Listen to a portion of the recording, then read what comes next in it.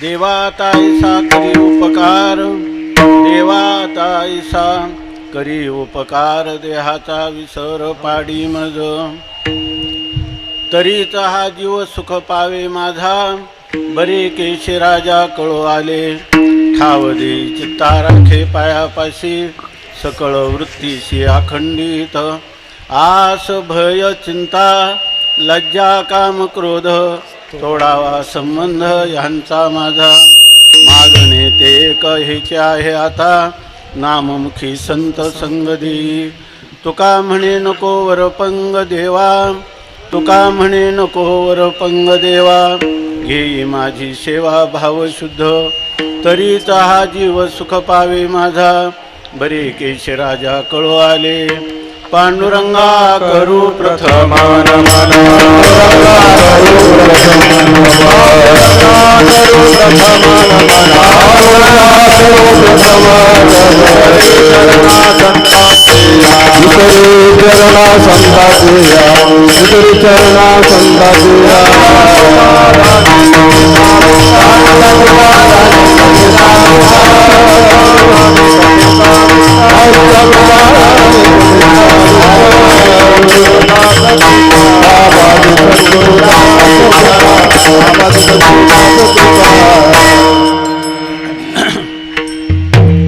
पांडुरंगा करू प्रथम नमन, दुसरे चरणा संतांच्या, त्यांच्या कृपादाने कथेचा विस्तारू, बाबाजी सद्गुरू दास तुका, देवाताईसा करी उपकार, देहाचा विसर पाडी मज, तरीच हा जीव सुख पावे माझा, बरे केशी राजा कळो आले. भगवान संत सम्राट ज्ञानोबाराय, वैराग्य रागरसिक जगद्गुरू संत शिरोमणी श्री तुकोबाराय, शांती ब्रह्मश्री संत एकनाथ महाराज, महाराष्ट्रातील सर्व संतांची मांदियाळी, वारकरी संप्रदायाचं परम आराध्य दैवत श्री पांडुरंग परमात्मा आणि या करुले हरेश्वर क्षेत्राची असणारी अधिष्ठात्री संरक्षक देवता श्री भगवान महादेव यांचं प्रगटीकरण या प्रांतामध्ये श्री हरेश्वर महाराजांच्या रूपाने झालेलं आहे. ही आणि त्याचबरोबर या ग्रामाच्या असणाऱ्या अधिष्ठात्री संरक्षक संत देवता या ठिकाणी वंदनीय प्रातस्मरणीय असणारे राजाराम महाराज कोकाटे, प्रातस्मरणीय वंदनीय भिकाजी बाबा उंडे, रंगनाथ महाराज महामुनी, गुरुवर्य तुकाराम महाराज शास्त्री, रंगनाथ बाबा अंधळे, रावजी बाबा काळे, अशा महापुरुषांनी, आमचे आप्पा गुरुवर्य आप्पा इत्यादी अनेक महापुरुषांनी ह्या जी वारकरी संप्रदायाची परंपरा आहे ते अव्याहत चालण्यासाठी ज्यांनी आपलं योगदान दिलं असे असणारे आपले पूर्ववंशज किंवा ज्यांना आपण पूर्वसूरी असं म्हणतो, ह्या सर्वांच्या अलौकिक अकारण करून अद्भुत असीम अपूर्व अहेतुकी अशा अनुग्रहामुळं तुम्ही आम्ही सर्व ह्या चैत्र मासाच्या रामनवमीच्या हनुमान जन्माचा जो पर्वकाल आहे, संपूर्ण वर्षातला हा सर्वात मोठा पावन अशा प्रकारचा पर्वकाल आहे आणि त्या पर्वकालामध्ये श्री हरेश्वर महाराजांच्या चरणारविंदाजवळ बसून त्या चरणकमलाजवळ आपल्या जीवनाचं परम मंगल किंवा परम कल्याण व्हावं यासाठी या ठिकाणी जो 7 दिवसाचा अनुष्ठान आपण आरंभ केलं, त्या अनुष्ठानामध्ये आजचा हा जागराचा दिवस असं म्हणतात. यामध्ये असं एक अलिखित नियम आहे की या दिवशी मागणीपर अभंग घ्यावा. याचा अर्थ असा की आपण भगवंताच्या चरणाजवळ बसून काही मागणी करावी. मग तुम्ही म्हणाल की ही मागणी करण्याचा अधिकार आहे का? हो, ज्यांनी ह्या अनुष्ठानात भाग घेतला असेल, ज्यांनी 7 दिवस सेवा केली, तर अशा वेळेला परमात्मा प्रसन्न होऊन आपल्याला म्हणत असतो की मनसी काही देगा तरी हेची करीगा पांडुरंगा. तो म्हणतो की तुम्ही माझ्याजवळ काहीतरी मागा आणि त्यावेळेला भगवंताकडं हा मागणीचा दिवस आहे. खरं तर असं आहे की आपली देवाजवळ स्वामी महाराज सांगायचे की देवाजवळ पत निर्माण व्हायचे असेल तर अगोदर तप केलं पाहिजे. तप आणि त्याचा विरुद्ध अर्थ आहे पत. म्हणजे जो तप करील त्याला ही पत किंवा त्याला हा मागण्याचा अधिकार प्राप्त होतो. त्यासाठी आज जगद्गुरू तुकोबारायांच्या चरणाजवळ आपण जे काही 7 दिवसाचं अनुष्ठान मानलं त्याच्यामुळं हरेश्वर महाराजांच्या चरणकमलाजवळ आपण एक मागणी करत आहोत आणि ती जगद्गुरू तुकोबारायांच्या भाषेत करत आहोत। जगद्गुरू तुकोबारायांनी आपल्याला मागा म्हटले हरेश्वर महाराज। कोणी म्हणेल मला मुलगा व्हावा, कोणी म्हणेल मी निवडणूक जिंकावी, कोणी म्हणेल मला धन मिळावं, कोणी म्हणेल मला कीर्ती व्हावी। आपल्याला मागावं काय हे पण कळत नाही। म्हणून जगद्गुरू तुकोबारायांनी प्रतिनिधित्व केलेलं आहे तुम्हा आम्हा सर्वांचं। ज्या वेळेला आपण आयुष्यभर परमार्थ करतो त्यावेळेला एक दिवस आपल्या जीवनात येतो की परमात्मा आपली परीक्षा पाहत असतो आणि वरम ऋणीश्व, तुला काय पाहिजे ते माग असं म्हणत असतो। त्यावेळेला आपल्याला काय मागायचं हे पण कळलं पाहिजे आणि ते तर आपल्या लक्षात येत नाही। आपण आपल्या उगीच संकल्पना केलेल्या असतात की मला शब्द स्पर्श रूप रस गंध प्राप्त झाला म्हणजे मी सुखी होईल, मला धन प्राप्त झालं म्हणजे सुखी होईल। ह्या सगळ्या गोष्टी संसारातल्या गोष्टी आहे आणि मूळ संसाराचं स्वरूपच असं आहे की संसारामध्ये सुख नावाचा पदार्थच नाही। संसारी जरी सुख जोडे तरी का शिविती गिरीकडे, राज्य टाकून गेले थोडे ते काय वेडे म्हणावे, भर्तृहरीने राज्य टाकिले श्री गोरक्षाते पुशिले, राज्य टाकून गेले आयशे किती एक भूपती। या ठिकाणी त्या भर्तृहरीनं संपूर्ण ह्या भारत देशाचा सम्राट होता आणि त्याला वैराग्य निर्माण झालं। त्यांनी आयुष्यभर खूप विषयाचा भोग घेतला, भरपूर धन मिळवलं, समाधान झालं नाही। त्याला असं वाटलं की जगामध्ये नीतीनं राहिलं म्हणजे समाधान मिळतं। उदाहरणार्थ खरं बोलणं, दुसऱ्याला त्रास न देणं, परोपकार करणं, देवाचा काही संबंध नाही पण चांगल्या गोष्टी केल्या म्हणजे आपल्याला समाधान प्राप्त होईल। म्हणून त्यांनी पहिलं जे शृंगार शतक नावाचं एक ग्रंथ लिहिला। त्याच्यामध्ये त्यांनी सांगितलं भरपूर मन मानेल तशा विषयाचा भोग घ्यावा, मनुष्य सुखी होतो। वाटेल ते मनाला वाटेल त्या प्रकाराने पैसा मिळावा, त्या पैशाच्या द्वारा वाटेल ते भोग भोगावेत, पण त्याच्या आयुष्याचा बराच काळ गेला त्याला समाधान किंवा शांती प्राप्त झाली नाही। म्हणून त्यांनी असं विचार केला की आपण नीतिनियमाने राहू। आपण पहा समाजात आजच आम्ही एक 13व्याचं गेलो होतो, 107 वर्षांचं ते आजीचं आयुष्य होतं। तिला धर्मशास्त्र माहीत नाही, वेदांतशास्त्र माहीत नाही, पण आपले जे नियम चालू आले पूर्वजांचे, जे आपल्या पूर्वसुरीने ज्याचं अनुष्ठान केलेलं आहे त्यांना माहीत नाही। देव ही संकल्पनेची फारशी माहिती नाही, पण चांगलं बोलायचं, दुसऱ्याचं नुकसान करायचं नाही, बोलताना दुसऱ्याला दुखवायचं नाही, आपण वाईट मांसाहार करायचा नाही, मद्यपान करायचं नाही, अशा नियमाचं पालन केलं तरी मनुष्य समाधानी राहील असं त्याला वाटलं। पण त्याच्यातही त्याला वाटलं शांती मिळते पण परिपूर्ण शांती आपल्याला मिळत नाही। म्हणून त्यासाठी त्याला वैराग्य निर्माण झालं आणि त्याला वाटलं इहलोकातलं सुख असो कोणतंही, या मर्त्य लोकातलं हे मुळात नाशिवंत अशा स्वरूपाचं आहे, क्षणभंगूर आहे। आणि जर आपण यज्ञयागादी केले म्हणजे आपण धर्मशास्त्राप्रमाणे वागलो तर आपल्याला स्वर्गामध्ये स्थान मिळेल। पण स्वर्गातही असंच आहे की ते पुण्य संपलं की तया पुण्याची पावटी सरे, सवेची इंद्रपणाची उटी उतरे, येऊ लागती माघारे मृत्यूलोका, वेश्या भोगी कवडावेचे मग दारही चेपून येते, तैसे लाजीरवाने दीक्षितांचे काय सांगू। आपण जरी स्वर्गात गेलो तर पुण्य संपलं की पुन्हा आपल्याला या मृत्यूलोकात यावं लागतं। तुका म्हणे जाती पुण्यक्षये अधोगती, पुण्यक्षये अधोगती, पुण्यक्षये अधोगती। तुका म्हणे जाती पुण्यक्षय अधोगती, पुण्यक्षय अधोगती, पुण्यक्षय अधोगती।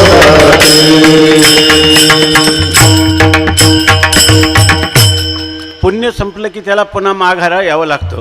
मग याचा अर्थ हे जन्म मरणाचं चक्र जे आहे जोपर्यंत चालतं, जोपर्यंत या शरीराला आपल्याला यावं लागतं तोपर्यंत दुःखाची समाप्ती होत नाही। मग त्याच्यानंतर त्यांनी ते जे लिहिलं त्याला नीतिशतक असं म्हणतात। 100 श्लोक केवळ माणसाने नीतिमान जीवन जगावं, पण तरी त्याला पूर्ण शांती नाही। मग त्याला जे झालं ते वैराग्य निर्माण झालं। इहलोकातलं असो किंवा परलोकातलं सुख असो, ह्या सगळ्या सुखांचा त्याग केला तरच मनुष्याला खरं सुख प्राप्त होतं। कारण श्रुतीमाता वेद सांगतो, त्यागेन एके अमृतत्व मानुषु. भोगात मुळात सुख नाहीच आहे, सुख जे आहे ते त्यागात सुख आहे. म्हणून त्याने सर्व संग परित्याग केला आणि गोरक्षाला तो शरण गेला. परंतु त्याच्या मनात एक अभिमान झाला की मी ह्या सर्वांचा त्याग केला, असा गोरक्षाला कोणी शिष्य आयुष्यात मिळाला नसेल. म्हणून त्यांनी त्यांना विचारलं की असं माझ्यासारखं ह्या संपूर्ण पृथ्वीचा सम्राट मी आणि राज्य टाकलं, असं आतापर्यंत इतिहासात कधी घडलं का? असा जेव्हा त्याला प्रश्न विचारला तेव्हा हे गोरक्षनाथ हसले आणि त्यांनी सांगितलं की तुझ्यासारखे हे जे राज्य त्याग करून गेले ह्या भारतवर्षात त्यांची 99 कोटीची संख्या आहे. आणि ही मोठ्या मोठ्या जे सर्वांचे अधिपती असणारे, संपूर्ण सम्राट असणारे, अशी त्यांची 99 लाख संख्या आहे. आणि इतरांची नाही गणती. राज्य टाकून गेले आईशे. त्यांनी विचारलं होतं किती एक भूपती, म्हणजे किती एक राज्य. त्याला वाटलं हे म्हणतील का तूच एकटा आहे, जगात दुसरा कोणी नाही. त्यांनी सांगितलं आईशे राज्य टाकून गेले कित्येक भूपती. अशी त्यांची गणनासुद्धा करता येणार नाही. कारण काय आहे, ज्या घरी त्यांनी सांगितलं की 18 भारव वनस्पती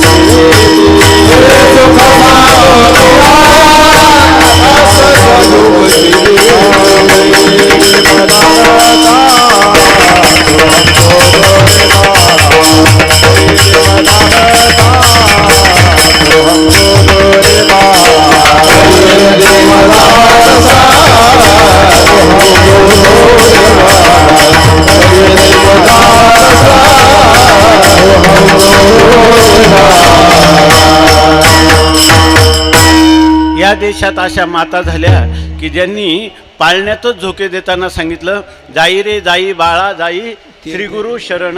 आता याच्या तू जन्मलात ना उपदेश मदालसा देहो निर्मिला कैसा आलाशी कवना वाटा मातेची या गर्भवासा.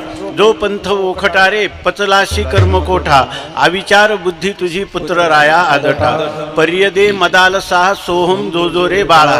आईच्या पाळण्यामध्येच आईनं त्यांना वैराग्य दिलं. अशा प्रकारची मदालसा माता किंवा अनेक माता ज्या देशात झालेल्या आहेत त्या दृष्टीनं जर पाहिलं तर स्वामी महाराज सांगायचे माणसांनी ही गोष्ट लक्षात घेतली पाहिजे. लोकांना वाटतं की भोगात सुख आहे, भोगात सुख नाही त्यागात सुख आहे. याचं उदाहरण म्हणून स्वामी महाराज विनोदाने सांगायचे, जेव्हा एखाद्या मनुष्याला आमांश नावाचा आजार आहे, म्हणजे पोटात मुरडा येतो आणि त्याला जुलाब होतात, त्याला शेम पडते असं आपण म्हणतो. तर ज्या वेळेला ते मुरडा येतो त्यावेळेला त्याच्या पोटात खूप दुखतं, तो फार अस्वस्थ होतो. आणि ज्या वेळेला त्याला जुलाब होतो, ती शेम पडते, त्यावेळेला तो म्हणतो आता जरा बरं वाटतं. याचा अर्थ काय आहे, ज्या वेळेला त्या शौचाचा त्याग केला तेव्हा त्याला बरं वाटलं. म्हणजे याचाच अर्थ काय, व्यवहारात सुद्धा जर त्यागात सुख आहे तर परमार्थात त्यागातच सुख आहे याविषयी संशय करण्याचं काहीच कारण नाही. विठ्ठल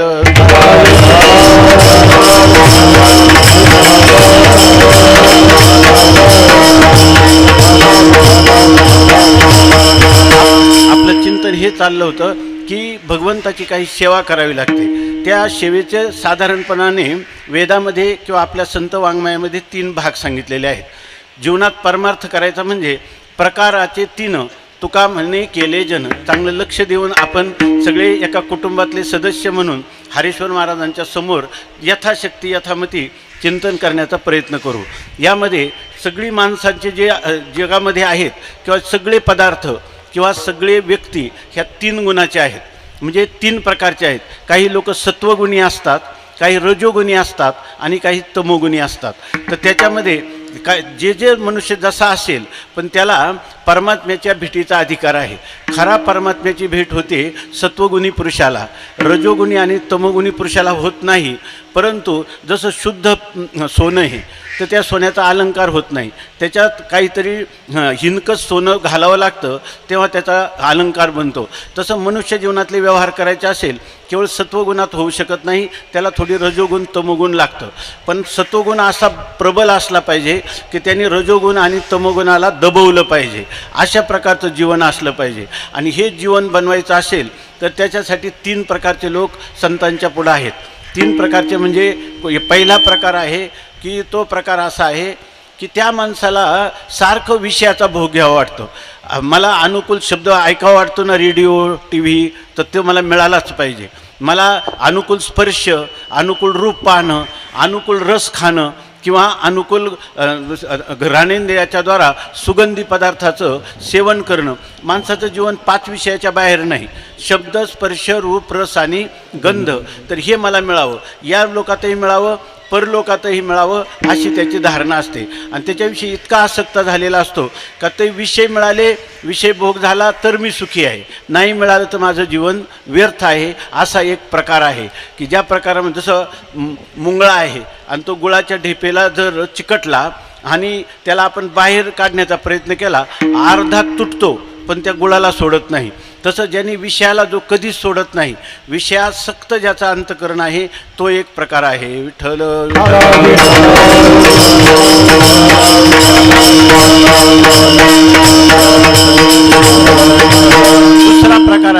दुसरा प्रकार असा आहे की त्या माणसाला जीवनात जेवढ्या ठेचा लागतात, अनुभव येतात, तसं तसं त्याला कधी कधी वाटतं की ह्या सगळ्या जगामध्ये आपण फार परतंत्र आहोत. मनुष्य फार अल्पज्ञ आहे, अल्पशक्तिमान आहे.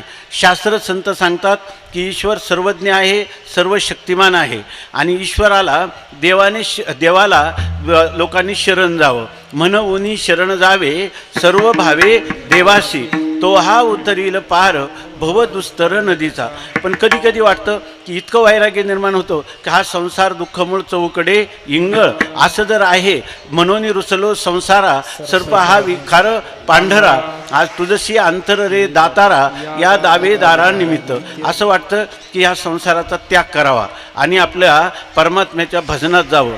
आणि भजनात गेला की पुन्हा असं वाटतं की आपण भजनात आलो खरं, पण अजून ईश्वराची भेटही झाली नाही आणि असलेलं संसाराचं सुखही सोडून दिलं. आता आपल्याला इथं या इकडेही नाही आणि तिकडचाही नाही, अशी मध्यभागाची त्रिशंकूसारखी तर नाही ना आपली स्थिती होणार.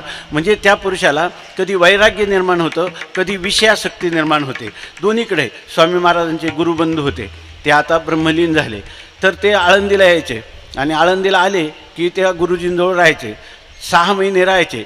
आणि आषाढी आली म्हणजे की ते म्हणायचे, गुरुजी मला असं वाटतं की आता घरी जावं. ते म्हणे का बरं? म्हणे वडिलांना मदत करावी वाटते, आता पाळी पेरणीचे दिवस आले.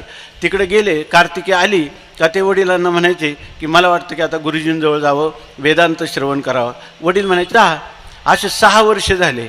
मग त्यांनी स्वतः एक दिवस गुरुजींना विचारलं, मला कधी असं वाटतं की आळंदीलाच राहो, कधी असं वाटतं घरी राहावं, तेव्हा मी नेमकं काय करू?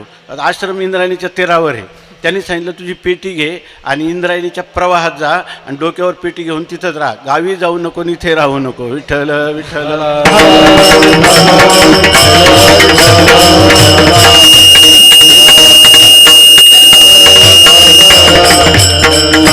म्हणजे असा एक मनुष्याचा प्रकार आहे की त्याला कधी विषयाविषयी आसक्ती वाटते, कधी विषयाविषयी विरक्ती वाटते. आणि एक व्यक्ती अशी आहे, ह्या मनुष्य ती विरळी व्यक्ती आहे, पण त्याला उठिलेनी वैराग्य जेणे त्रिवर्ग हा त्रिवर्ग ऐसा सांडणे का ओमुनिया सुने आत्ताची गेले.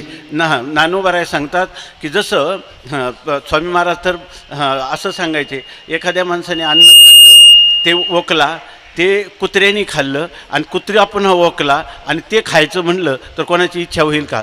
तसं ऐहिकीचे का पारत्रिते, इहलोकातले असो नाही तर स्वर्गसुखातले विषय असो, काही जरी झालं तरी त्याला हे भोगावे, हे आपण भोगावं, हे न रुचे मना माझी, हे त्याच्या मनाला आवडतच नाही. असा एक वैराग्यवान पुरुष आहे. विठ्ठल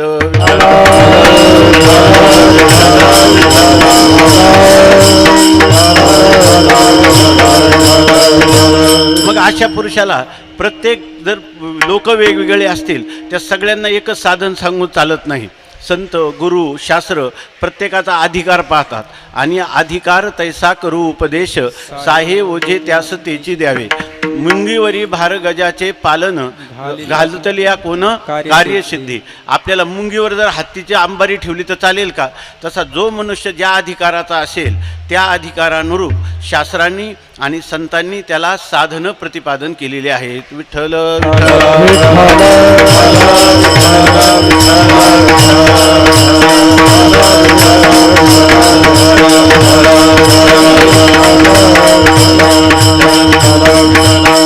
असं आहे की केवढंही जरी त्यांना स्वामी महाराजांना पेन्शन आली तर ते स्वातंत्र्य सैनिक होते आणि पोस्टमन घेऊन आला की सरकारने सांगितलं यांनी स्वातंत्र्य लढ्यात भाग घेतला तर त्यांना काही पेन्शन द्यायची. तर तुम्ही या पत्र आहे याच्यावर सह्या करा, तुम्हाला पेन्शन सुरू होईल. त्यांचे गुरुजी आले होते. त्यांचे गुरुजी पण काशीहून त्यावेळेला तिथं आलेले होते. त्यांनी त्या पोस्टमनला सही काही दिली नाही, ते पत्र स्वीकारलं नाही. गुरुजीने विचारलं तुम्ही का म्हणून हे इथं काय चाललं होतं सांगा. मग त्यांनी सांगितलं असं असं होतं. मग ते म्हणे तुम्ही सही करा, तुमच्या म्हातारपणामध्ये तुम्हाला हे पैशाचा उपयोग होईल. तुम्ही संन्यासी आहात, संन्याशाला कोणी विचारत नसतं शेवटी, तर तुम्हाला उपयोग होईल. गुरु सांगतात त्यांना. तर ते म्हटले नाही नको, कारण म्हणे आता सही कोणती करावी लागेल मला, पूर्वीचं श्रीधर नरहर कुलकर्णी. आता मी संन्यास घेतलेला आहे, मी आता पूर्वीचा राहिलेलोच नाही, त्यामुळं मला हे संन्यास घेता येणार नाही. त्या गुरुजींनी सांगितलं ऐकत नाही. 3 दिवस त्यांच्याशी बोलले नाही, 3 दिवस त्यांच्याशी भाषण केलं नाही. स्वामी महाराज त्यांना मधुकरी आणायचे, जीव घालायचे, ते बोलायचे नाही, हे बोलायचे नाही. नंतर त्यांनी सांगितलं मी तुमचा गुरु हे मानता ना? म्हणे मी मानतो म्हणे. पण मग म्हणे तुम्ही सांगितलं पेन्शन घे, तर तू का घेतली नाही? म्हणे मी त्यासाठी आळंदीला आलोच नाही. विठ्ठल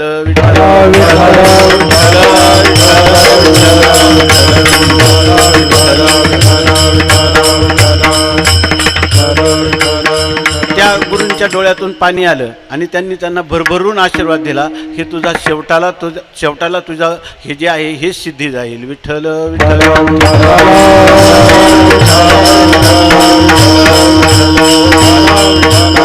याचा अर्थ असा आहे की हे 3 प्रकारच्या लोकांना साधनंसुद्धा वेगवेगळी. आता आपली यात्रा आहे त्याच्यामध्ये खेळणे विकायला आलेले असतात आणि त्या खेळण्यामध्ये काय सांगतात ते कोई भी ले 12-12 आणा, कोई भी ले 1 रुपया असं सांगत असतात. कोणतंही खेळणं घ्या 1 रुपयाला.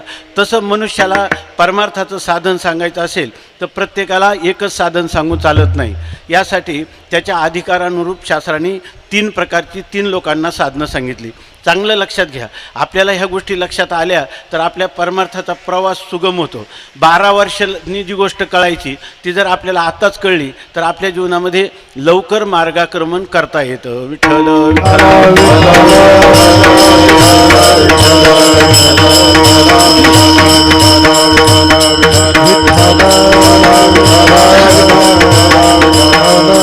तीन मार्ग सांगितले. 3 प्रकारचे लोक आपण पाहिले. 3 प्रकारच्या लोकांसाठी 3 प्रकारचे मार्ग शास्त्राने सांगितले. ते कोणते मार्ग सांगितले? एक कर्म मार्ग सांगितला, एक भक्ती मार्ग किंवा त्याला उपासना मार्ग म्हणतात, आणि एक ज्ञान मार्ग सांगितला. असे 3 मार्ग मुख्य सांगितलेले. एक योग मार्ग आहे पण त्याचा भक्तीमध्ये समावेश होतो. तेव्हा हे 3 कोणासाठी आहेत? तर आत्ता पहिला जो आपण सांगितलं ना, विषयासक्त पुरुष आहे की काही झालं तर विषयापासून त्याचं मन बाजूला निघत नाही. अशा मनुष्याने काय करावं? तर त्याच्यासाठी सांगितलं की त्या पुरुषांनी निषिद्ध कर्म करू नये. म्हणजे शास्त्र सांगतं ना, जे करू नका, असत्यम मावद, खोटं बोलू नका, धर्मम चर, धर्माप्रमाणे आचरण करा, त्या ठिकाणी कलंजम मा भक्षयस्व, मांसाशन करूच नका, शराब मा पिबस्व, मद्यपान करू नका. असं जे आज्ञा आहेत ज्या शास्त्राने सांगितल्या करायच्या नाही, जीव गेला तरी त्या करायच्या नाही, हे त्यांनी केलं पाहिजे. नंतर सांगितलं की अशा पुरुषाने काम्य कर्म करायचं नाही की मला मुलगा होईल म्हणून मी इतके जप करील, इतक्या वाऱ्या करील, असं काम्य कर्म मनुष्याने कधी करायचं नाही. आपण इथं आपल्या ह्या गावची जी परंपरा आहे, वारकरी संप्रदाय किती ज्ञानोबरायांपासून किती महापुरुष या भूमीवर झाले असतील माहीत नाही आपल्याला, परंतु ह्या गावातली जी परंपरा आहे ती पूर्ण शुद्ध भागवत पंथाची परंपरा आहे. अजून इथं कोणत्याही दुसऱ्या परंपरेचा शिरकाव झाला नाही.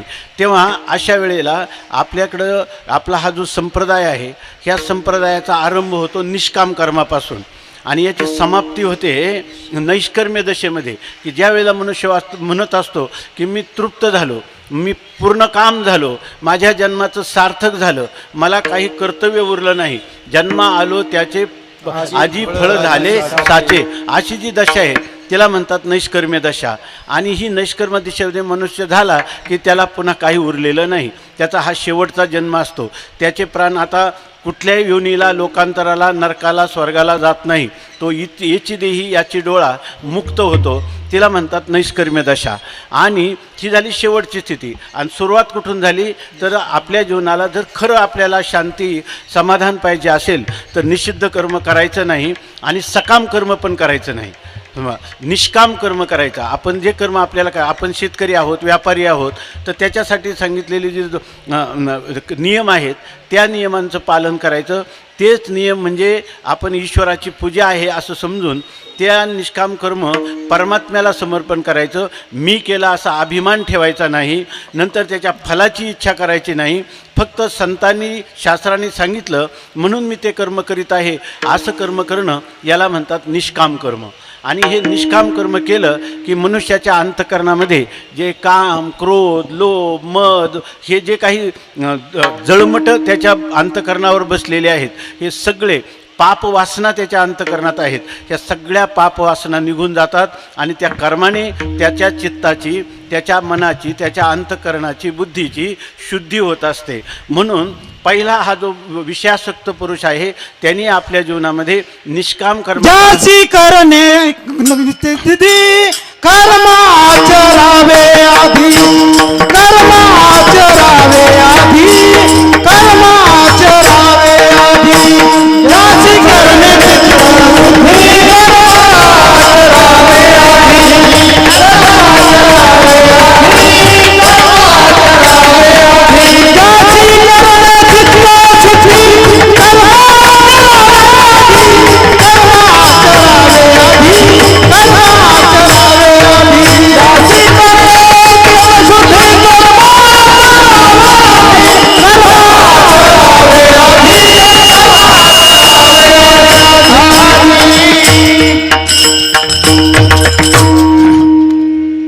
घडलेली गोष्ट सांगतो. आश्रमात एकदा एकाला विंचू चावला, तर स्वामी महाराज म्हटले, अरे तो आमका मनुष्य आहे, तो विंचू उतरवतो म्हणे, तुम्ही त्याच्याकडे जा म्हणे. तर ते गेले त्यांच्याकडं. अरे म्हणे, अरे चांडाळा तू माझ्याकडे कसा आला, आता मी उलटच मंत्र म्हणायला लागणार. नाही नाही वाढतो त्याने. ते म्हणे वाढू नका, तुम्ही कमी करा ना. ते म्हणे माझा स्वभावच बनून गेला, मला उलटेच येतात. विठ्ठल विठ्ठल.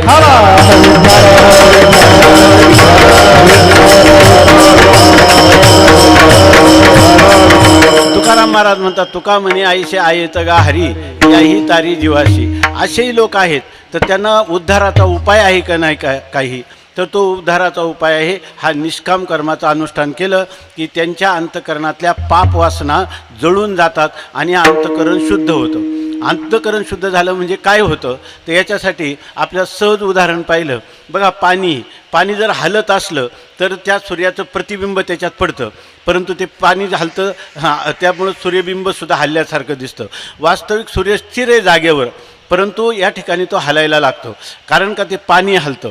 तसं जो मनुष्याचं चित्त शुद्ध नाही, पाणी जर गढूळ असलं तर ते प्रतिबिंब शुद्ध पडत नाही. पाणी चंचल असलं तरी ते प्रतिबिंब हलतं, स्पष्ट रीतीनं ते पडत नाही. तसं आपलं अंतःकरण शुद्ध नसेल तर आपल्या अंतःकरणामध्ये संतांनी कितीही उपदेश केला तरी तो उपदेश ते अंतःकरण ग्रहण करत नाही. तैसे चित्त शुद्ध नाही, बोध करील ताई, तेथे बोध करील ताई, बोध करील ताई.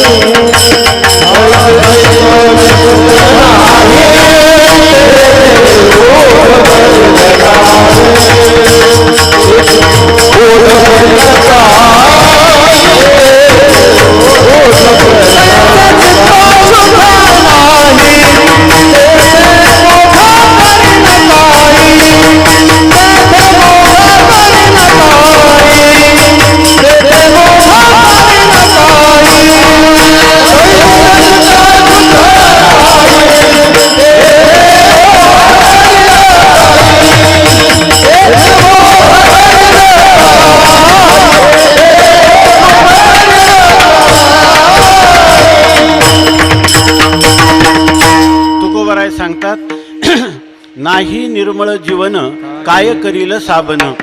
किती साबण लावला आणि पाणी जर पुराचं असलं तर कपडे कसे निघतील. तसं आपलं अंतःकरण शुद्ध नसलं आणि आपण कितीही काही करा, कोणी कितीही उपदेश करा, तरी आपल्याला तो बोध होऊ शकत नाही.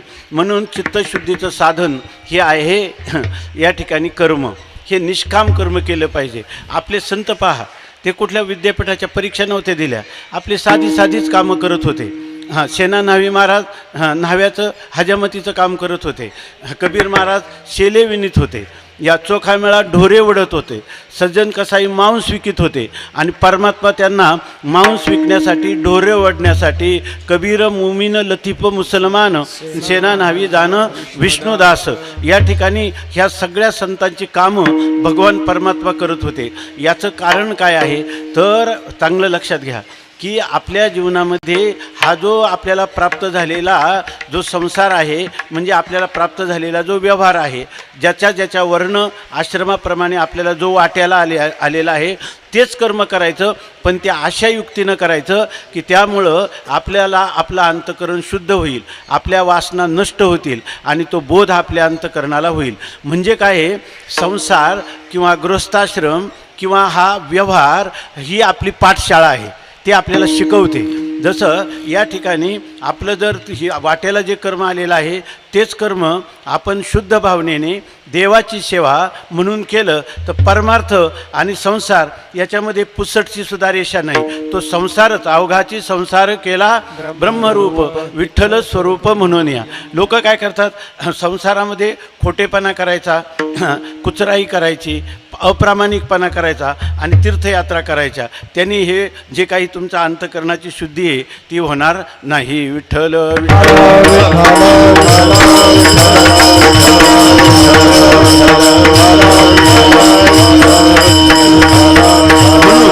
तुमच्या आमच्या सामान्य लोकांसाठी हा निष्काम कर्मयोग हाच साधन आहे.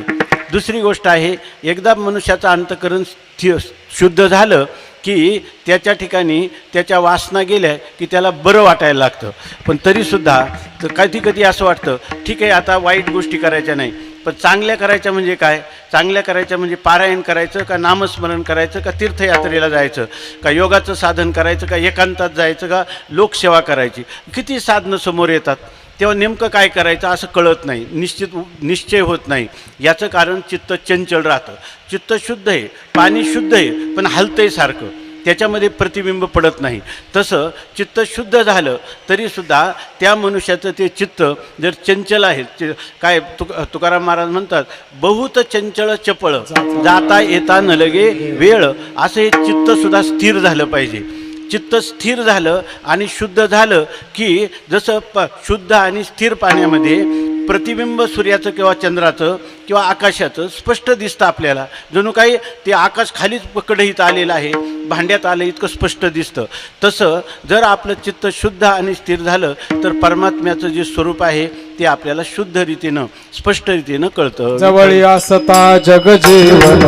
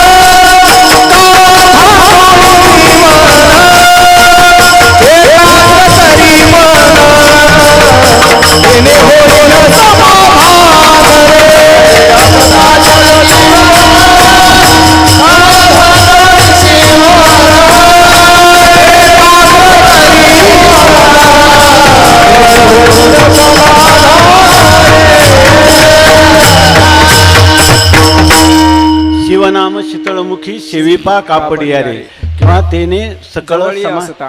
तेने सकळ जवळी असतात जगजीवन का धांडोळी शिवन, आणि तेने तुझे होईल सकळ एकाग्र करी मन. एकाग्र करी मन, तेने होईल समाधान रे. समाधान शब्दाचा अर्थ आनंद असा नाही घ्यायचा. समाधान म्हणजे चित्त एकाग्र करणं. आग्र म्हणजे टोक, एकाग्र म्हणजे ज्या चित्ताला एकच टोक आहे. विठ्ठल विठ्ठल विठ्ठल सारखा एकच छंद लागलेला आहे.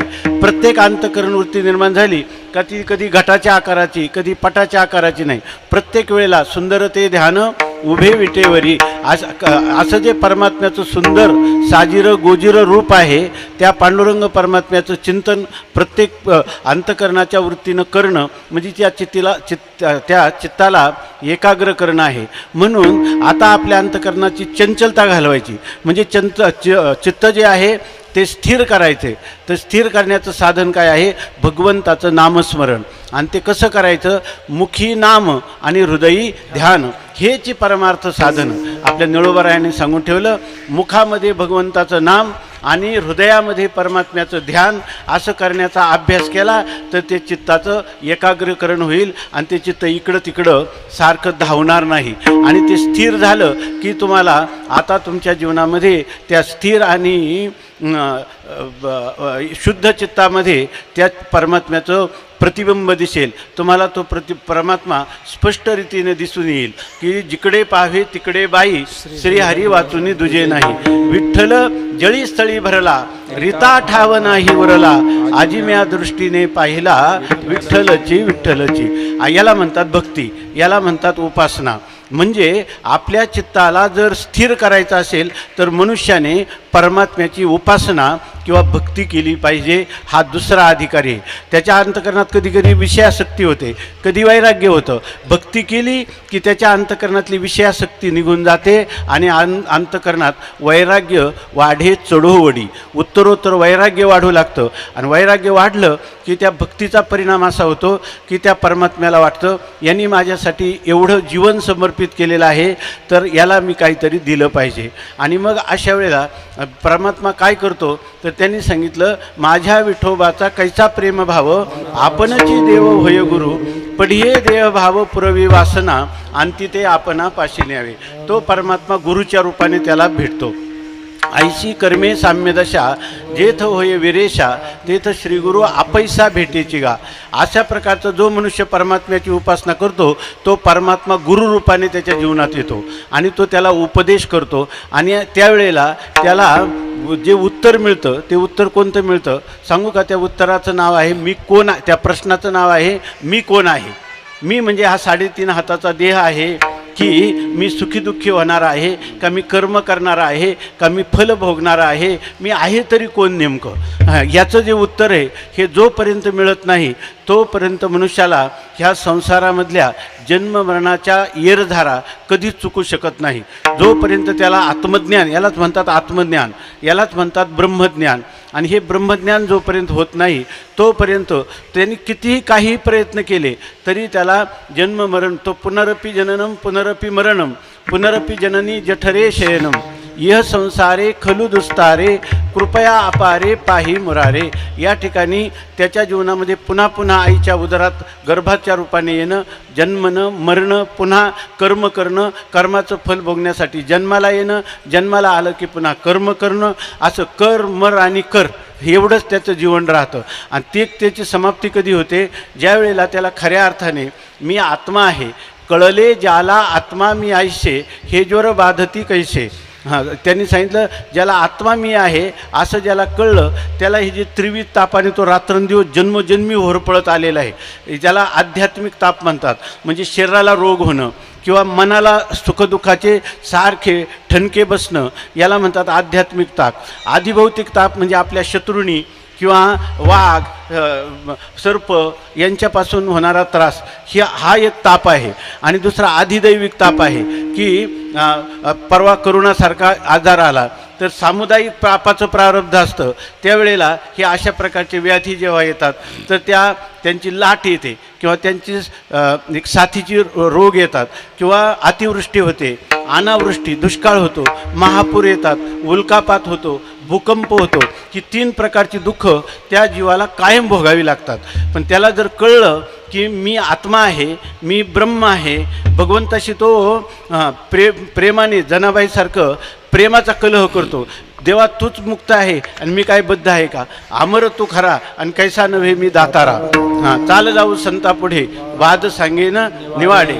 या ठिकाणी संतांच्या सहवासात त्याला जेव्हा कळतं की हा 3.5 हाताचा देह मी नाही, हा स्थूल देह मी नाही, याच्या आत असणारं एक सूक्ष्म शरीर आहे तेही मी नाही, ह्या दोघांचं कारण असणारं एक कारण शरीर आहे त्याला म्हणतात अज्ञान, तेही मी नाही. मग तू आहे तरी कोण?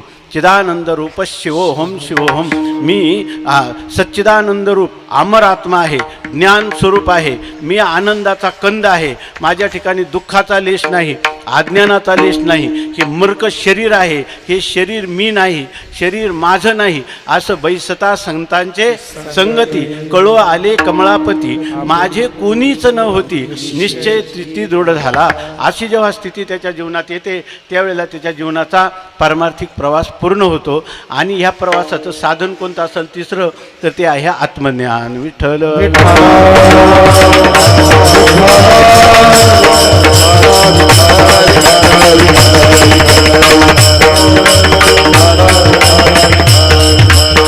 आणि ज्या वेळेला आपल्या जीवनामधली भक्ती परिपूर्ण होते किंवा ज्ञानही परिपूर्ण होतं किंवा आपण यथाशक्ती कर्ममार्ग जरी अनुसरला तर ती कर्मरूपी पुष्प आपण कोणाला अर्पण करतो? देवालाच. भक्ती केली ती कोणाला समर्पण करतो? देवालाच. आणि ज्ञान झालं ते कोणाच्या कृपेने झाले? भगवंताच्या. ते सुद्धा कोणाला समर्पण करतो? देवालाच. मग अशा वेळेला भगवान इतके प्रसन्न होतात आणि ते म्हणतात का तू काहीतरी माग. तर ह्या वेळेला आज काय मागायचं हे सुद्धा संतांनीच आपल्याला शिकवलं. विठ्ठल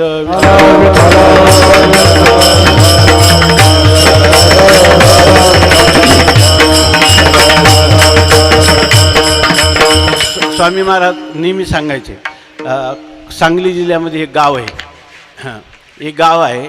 एकदा शिवाजी महाराज आपल्या घोड्यावर बसून शिवाजी महाराज फेरफटका घोड्यावर करत होते की आपल्या प्रजेतले लोक कसे सुखी आहेत का, कोणाचे काही प्रश्न आहेत का. वेश बदलून ते फिरत असत.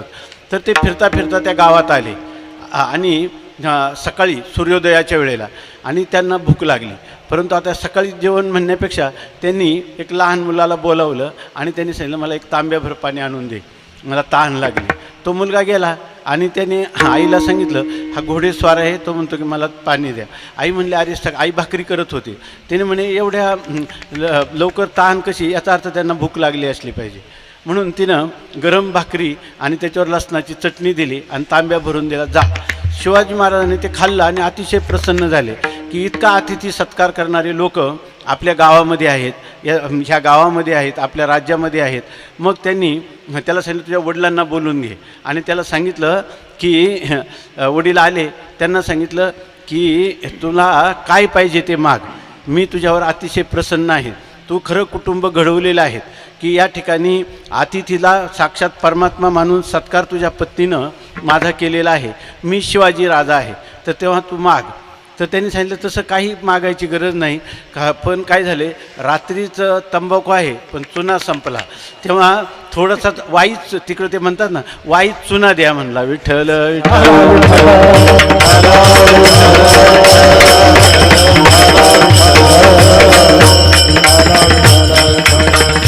म्हणून त्या गावाचं नावच चुनेगाव पडलं. विठ्ठल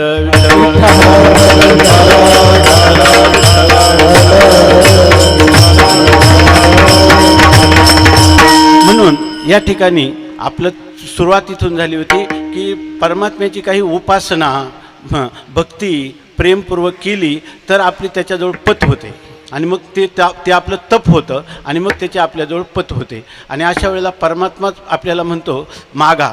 तर अशा वेळेला काय मागायचं? ह्या सगळ्या साधनाच्या संक्रमणातून जगद्गुरू तुकोबाराय गेलेले. भंडारा डोंगरावर काय केलं त्यांनी जाऊन? भंडारा भामचंद्र घोराडा ह्या दिवसभर हेच चिंतन केलं. मी उद्धार पावेन, काय कृपा करील नारायण. ऐसे तुम्ही सांगा संतजन, करा समाधान चित्त माझे. तुकाराम महाराजांना काही हे खंड येईल कर्म पारुषती येईल धर्माधर्म कासयाने हे कळेल वर्म मनवनी श्रम वाटत असे आईशी चिंता करी सदा सर्व काळ रात्रंदिवस हेची तळमळ तुका म्हणे नाही आपुले बळ जेणे फळ पावेन निश्चयशी. अशा प्रकारचे तुकोबारायांचं रात्रंदिवस चिंतन केलेलं आहे. तेव्हा तुकोबारायांना परमात्मा प्रसन्न झाले आणि तुकोबारायांना म्हणतात की तुम्हाला काय पाहिजे तुकोबाराय ते मागा. आणि अशा वेळेला तुकोबारायांना तर म्हणतात काही मागणे ह्या आम्हा अनुचित वडिलांची रीत जाणूत असो आमच्या एवढ्या पिढ्या झाल्या परंतु देवा तुझ्याकडे आम्ही कधी मागितलेलं नाही. पण देव म्हणतात की काहीतरी मागा तर मनसी काही मागा तरी हेची देगा पांडुरंगा. मला काही मागा तू म्हणतोच तर तुझा अनादर करणं योग्य नाही. मोठ्या माणसांनी प्रसन्नतेने काही सांगितलं किंवा द्यायला लागले तर आम्ही मोठे त्यागी आहेत आम्ही हात नाही लावणार असं म्हणू नये. सामान्य लोकांना म्हणू शकता. महापुरुषांचा तो आपल्यावर प्रसाद असतो. विठ्ठल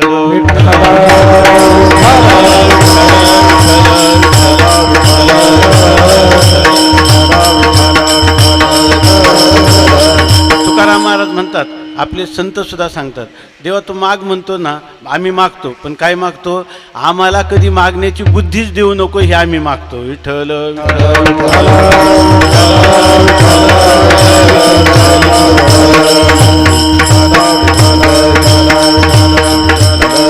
तर त्याच्यामध्ये तुकोबाराय म्हणतात हे देवा आता तुला आमच्या मागणीच पूर्ण करा म्हणतो तू मागणी मागाच म्हणतो तर आमच्यावर एक उपकार कर.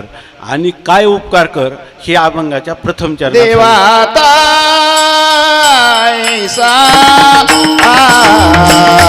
करी उपकार देवाता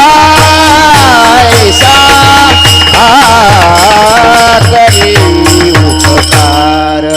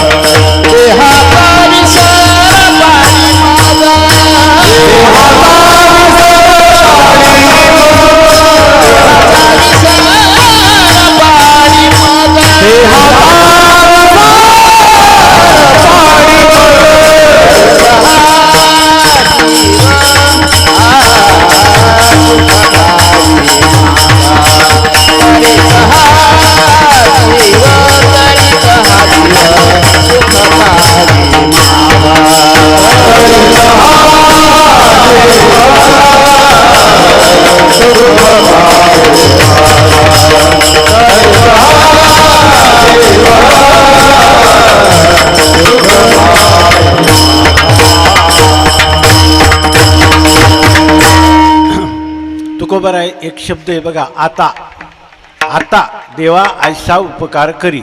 आता या शब्दाचा अर्थ आहे आता शब्द म्हणजे आता सद्य क्षणाला म्हणजे यानंतर म्हणजे मी आता आयुष्यभर जे काही तुझी सेवा केलेली आहे किंवा तुझ्या कृपेने माझ्याकडून जी सेवा घडलेली आहे म्हणजे सेवेचा अभिमान नाही परंतु ह्या सेवेचं फल तू मागा असं म्हणतोस तर आता म्हणजे ही सर्व सेवा केली म्हणजे मी निष्काम कर्म केलं निष्काम उपासना केली. देवाकडं उपासना करताना सुद्धा काही मागायचं नाही कर्म करताना सुद्धा काही मागायचं नाही. देवाला सर्व कळतं. आपल्याला आपलं कल्याण कशात हे तरी माहीत आहे का तर देवाला असं सांगावं की आमचं कल्याण ज्याच्यात असेल ते तू कर. आता मग काय ऐशे करी तारीशी तरी तारी मारी जवळी अथवा दुरी धरी गाली संसारी अथवा नको शरण आलो नेनतेपणे भाव आणि भक्ती काहीच नेणे. अशा प्रकारचं देवा आत्तापर्यंत आम्ही हे निष्काम कर्म निष्काम उपासना संत सेवा श्रवण केलं. श्रवण हे आपल्या जीवनाच्या उद्धाराचं सर्वात अंतरंग साधन आहे. सगळं लोक करतात दान धर्म करतात दुसरी सेवा करतात वर्गणी देतात पण कीर्तनाच्या वेळेला झोपतात किंवा येतच नाहीत. विठ्ठल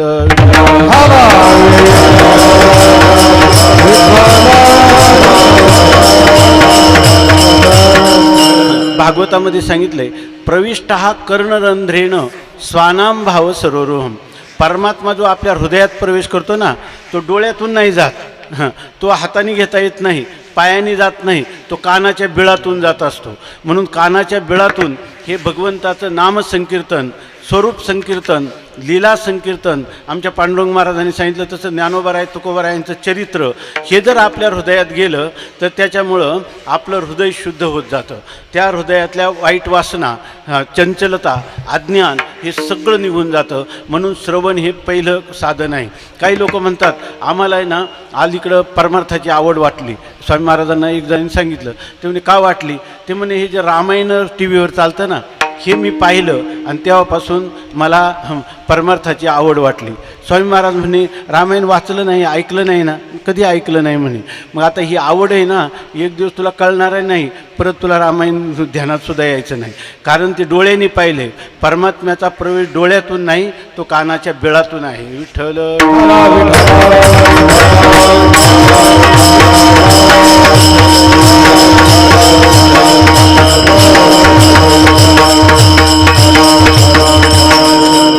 कथा जी आहे ती परमात्म्यालाच खूप आवडते.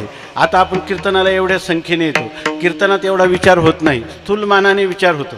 कीर्तनामध्ये सामान्यपणे साधारण विचार केला जातो. कथेमध्ये याच्यापेक्षा, प्रवचनामध्ये त्याच्यापेक्षा जास्त सूक्ष्म विचार केला जातो. आमच्या पांडुरंग महाराजांना विचारलं किती लोक येतात कथेला? ते म्हणे 50-60 येतात. मी म्हणलं एवढ्या गावामधून फक्त 50-60 लोक? मग तर तुम्हाला काय तुमचा वेळ एवढा 7 दिवसाचा घेतला आम्ही आणि त्याचं एवढं नाही. ते म्हणे 50-60 आहेत म्हणे, पण एक एक निवडून आहे. विठ्ठल विठ्ठल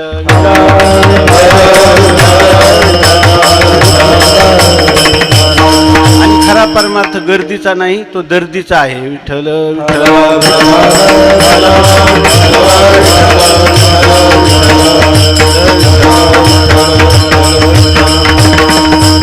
म्हणून मनुष्याने जसा भुकेला मनुष्य तडफडतो ना अन्नासाठी, तानेला मनुष्य जसा पाण्यासाठी तडफडतो, तसे संतांचे विचार ऐकण्यासारखी मनुष्याच्या अंतःकरणाची उलघाल झाली पाहिजे. आणि अशा वेळेला त्याला जे श्रवण कानावर पडतं, संत पुरुषाचा सहवास होतो. खरं तर असे कोणी सांगणारा असू द्या, पण देवाचं बोलतो ना ते आपण ऐकत जावं. विठ्ठल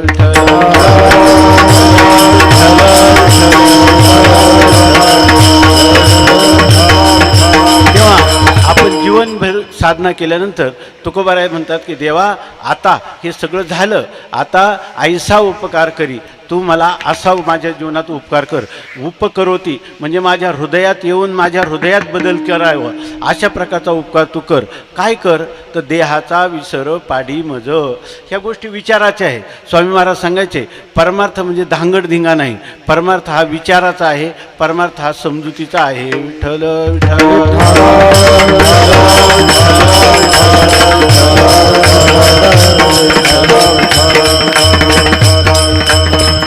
ते सांगतात की देहाचा विसर पाडी मज. माणसाला मला हे देह आहे ना, हे देहाचं मला विस्मरण होऊन जाऊ दे. देह कोठा आहे हे माझ्या ध्यानात सुद्धा येऊ नये. नाथ महाराजांनी तसं लिहिले त्याच्याविषयी की जो मोले मदिरा खाये तो तेने नाचे छंदे छंदे नाचे गाये, माझेनी ब्रह्मानंदो शिवेला आहे, तो केवीर आहे आवरला, असं नाथ महाराज म्हणतात. थोडक्यात जर एखादा मनुष्य दीड दमडीची दारू प्याला तर त्याला वस्त्राचं भान राहत नाही, कारण त्याला शरीराचंच भान राहत नाही. परंतु तो उन्माद झालेला आहे, त्या ठिकाणी त्याला हा एक प्रकारचा रोगग्रस्त झालेला आहे, पण त्याला शरीराचं भान राहत नाही. जर एक दीड दमडीचा मद्यपान करणाऱ्याला देहाचं भान राहत नाही, तर परमात्म्याचा आनंद, ज्यांनी जो परमात्मा सच्चिदानंद आहे, आनंदाचा कंद आहे, आनंदाचा मूलभूत झरा आहे, आणि त्या परमात्म्याची प्राप्ती झाली तर नाही या आनंदाशी जोडा. या ठिकाणी हा आनंद नित्यानंद, परमानंद, ब्रह्मानंद अशा स्वरूपाचा आहे. म्हणून त्या पुरुषाला हा आनंद जर प्राप्त झाला तर जगातली सगळी वैभव तो लाथाडून टाकतो. विठ्ठल विठ्ठल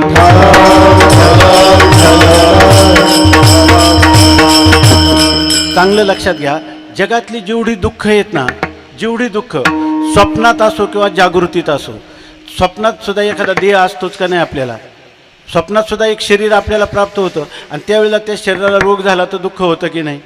जर त्या शरीराचा रोग बरा झाला तर सुख होतं की नाही? होतं. आणि जागृतीमध्येही पण तसंच आहे. म्हणजे स्वप्न असो किंवा जागृती असो, जेव्हा जेव्हा दुःख होतं त्याला शरीराशी संबंध असल्याशिवाय दुःख माणसाला होतच नाही. आणि जेव्हा जेव्हा शरीराचा संबंध नसतो त्यावेळेला त्या माणसाला खऱ्या अर्थाने दुःख होतच नाही. शरीराचा संबंध, शरीर असू द्या, पण शरीराशी संबंध केला की दुःखाला सुरुवात होते. दुसऱ्याला दुःख होत असेल, दुसऱ्याला वेदना होतात, आपल्याला होतात का? कारण आपण काय म्हणतो, त्याचं शरीर वेगळं आणि माझं शरीर वेगळं, माझा ह्या शरीराशी संबंध आहे. तसा जोपर्यंत शरीराशी संबंध आहे तोपर्यंत जीवाला दुःख होत असतं, आणि शरीराशी संबंध सुटला की जीवाला आनंद होत असतो. ठावाची नाही सुख दुःख माझे तुका नव्हते, माझे तुका नव्हते, माझे तुका नव्हते. नाही सुख दुःख माझे तुका नव्हते, माझे तुका नव्हते, माझे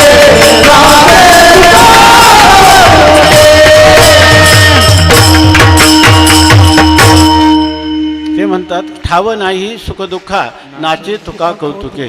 तुकाराम महाराज म्हणतात, आजी आनंदुरे आजी परमानंदुरे. तुका म्हणे खातो आनंदाचे लाडू, आनंदाचे डोहे आनंद तरंग.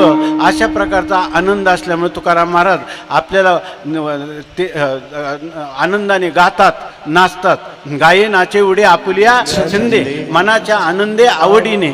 अशा प्रकारचा हा आनंद आहे. म्हणून तुकोबार आहे त्याला म्हणतात की हे देवा असा उपकार कर की मला शरीराचा विसर पडू दे. तुम्ही म्हणा शरीराचा विसर पडल्यावर दुःख होत नाही, असं कशावरून तुम्ही म्हणता? शरीराची आठवण जोपर्यंत स्वप्नातही आहे तर दुःख आहे, जागृतीत आहे तरी दुःख आहे. आता तुम्ही मला सांगा, आपल्या जीवनात 3च अवस्था आहे. एक जागृती आहे, आपण जागा असतो, एक स्वप्न पडतं, आणि तिसरी अवस्था आहे सुषुप्ती म्हणजे झोप. आता झोपेत आपल्याला दुःख होतं का? पहा, मनुष्य जेव्हा जागा होतो, कोणत्याही झोपेतला कोणत्याही माणसाला विचारा की तुला झोपेत दुःख होतं का? तो म्हणतो कसं होतं झोपेत, तुला काय वाटलं? तो म्हणतो खूप आनंदात झोपलो होतो आणि मला काहीच कळलं नाही. मला काहीच कळलं नाही म्हणजे कळलं नाही म्हणजे अज्ञानात होतो. आणि दुसरी गोष्ट, मला सुखात होतो, याचा अर्थ मला सुख त्या ठिकाणी मिळत होतं. आता झोपेमध्ये सुख आहे, झोपेमध्ये धन आहे का? निद्रिताच्या शेजेशी सापतैशी उर्वशी अशी स्थिती आहे, आणि हा म्हणतो मला सुख मिळालं. याचा अर्थ तिथं फक्त काय आहे, त्या ठिकाणी कोणत्याही प्रकारचं विषय नाहीत आणि तरी सुख आहे. म्हणजे सुषुप्तीमध्ये का सुख आहे? तिथं शरीर आहे का? आपलं शरीर नाही का? आहे, पण या शरीराचं भान आहे का? सुषुप्तीमध्ये तो काय म्हणतो, मला काही कळलं नाही, म्हणजे शरीराचं त्याला भानसुद्धा नाही, आणि सुख तर आहे की नाही? याचा अर्थ सुख विषयात आहे, हा आपला भ्रम आहे. कोणताही विषय नसतो तरी सुषुप्तीमध्ये सुख आहे की नाही? म्हणजे याचा अर्थ सुषुप्ती अवस्थेमध्ये किंवा झोपेमध्ये आपल्याला सुख असतं, तेव्हा विषय काय असतो? देहाचा विसर असतो. देहाचा विसर केला नंदी संसार, केला नंदी संसार, केला नंदी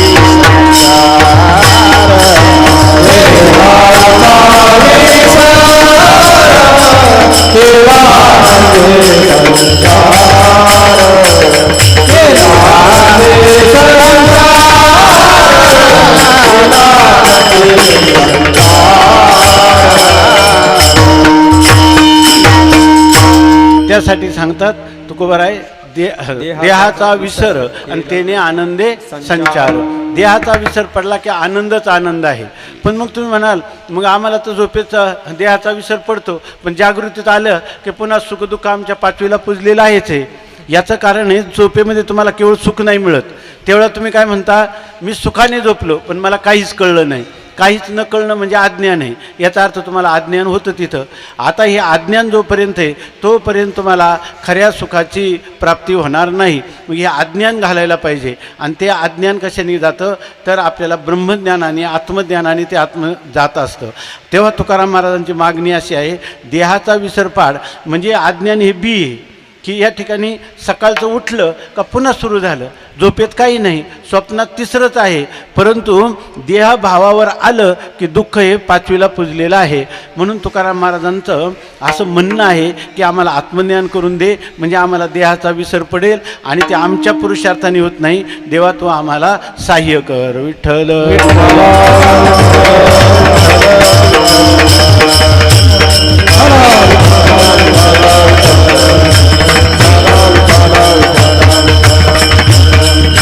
याचा अर्थ असा आहे की हे काम कोण करू शकतो? देवाला म्हणतात की देवा हे देव शब्दाचे संस्कृत आपला वेळ थोडा आहे, आपण थोडक्यातच आता आपल्या नियोजित वेळेमध्ये ह्या जे चिंतन आहे ते समाप्त करू. या ठिकाणी असं आहे की आपल्याला आपल्या जीवनामध्ये जर एखादी मागणी करायची असली ना कोणाकडं, तर गोड बोलता आलं पाहिजे. लोक त्याचं मन दुखवतात आणि पुन्हा त्याला दोष देतात, मागितलं तरी दिलं नाही. अरे त्याच्यात पोटात शिरून माग, देवाच्या सुद्धा पोटात शिरावं लागतं तेव्हा मिळतं, संतांच्या सुद्धा पोटात शिरावं लागतं तेव्हा मिळतं. वास्तविक आहे निरपेक्ष उदार अशा प्रकारचे देव आणि संत, तर तिथंसुद्धा तुम्हाला शरणागती करावी लागते, सेवा करावी लागते. तर सामान्य लोकांच्या व्यवहारामध्ये तुम्ही त्यांना मनाला समाधान मिळेल, त्यांच्या मनाला बरं वाटेल एवढं तर तुमचं बोलणं असलं पाहिजे. विठ्ठल विठ्ठल.